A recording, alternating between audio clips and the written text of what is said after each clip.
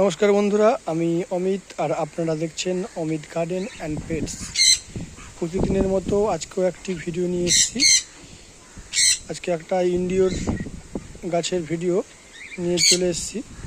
এই যে গাছটা দেখতে পাচ্ছেন, এটা হচ্ছে একটা এলোকেসিয়া গাছের ভ্যারাইটি। খুবই সুন্দর একটা গাছ, ইনডোর প্ল্যান্ট দেখতে পাচ্ছেন।